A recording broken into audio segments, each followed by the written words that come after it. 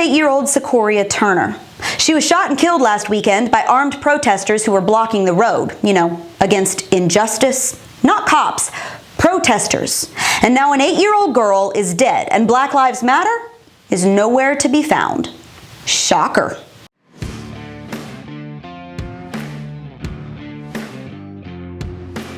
In case you couldn't tell, given that she's, 8, little Secoriea here didn't do anything to anyone. Her great crime was being unfortunate enough to be sitting in the back seat of a car when her mom and a friend drove into a parking lot to make a U-turn across from a burned-out Wendy's late Saturday night. Why was the Wendy's burned out? Well, because that's where Rayshard Brooks was shot and killed by police several weeks ago in what, of course, was instantly deemed a case of police brutality. Never mind that he was drunk as a skunk, resisted arrest, and grabbed a cop's taser before he was killed. We're just going to skip over all of that.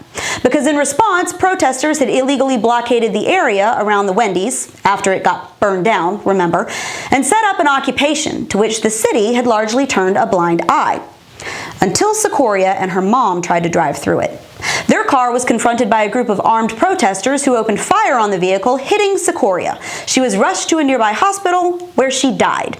Now, I could say a lot about this. I could put people on blast. I could call out the hypocrisy and spend the next 5 minutes slamming the idiots who shot this little girl to death because they were protesting injustice or whatever. But for a minute, I will take a seat because here's what Secoria's own parents had to say. Killed your own this time. Just because of barrier. They killed my baby because she crossed the barrier and made a U-turn. You killed a child. She ain't do nothing to nobody. To make a U-turn. They started shooting on my car before we could even make a U-turn. Shooting my tires out, like, why? Well, Black Lives Matter. And you know what? They're right. Where is Black Lives Matter? Or better yet, where are all the self-flagellating white people? All the pastors and the pundits and the social media finger-waggers who've joined in this movement for justice?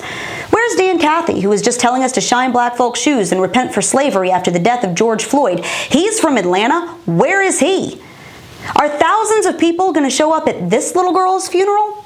Will she have candlelight vigils from coast to coast? How many cardboard signs will have her name on them?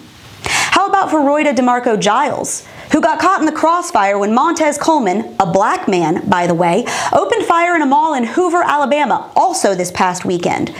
Or for Davon McNeil, who was shot in the head in D.C. when he hopped out of a car to grab a phone charger right as a group of 5 men opened fire, also this past weekend? What about for 7-year-old Natalia Wallace, who was just playing outside with a group of kids in Chicago when she was killed in a drive-by shooting, also this past weekend? Cops aren't killing these black kids. Their own communities are.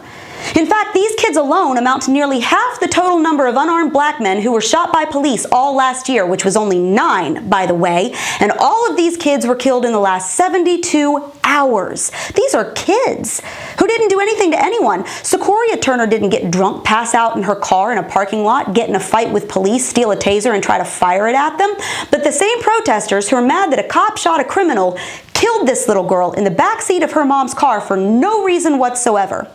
The same movement that demands justice for thugs ignores black children being shot by criminals in their own city streets. And we're supposed to ignore all this because if we dare criticize this radical, crazy, violent, Marxist movement, somehow that makes us the racists.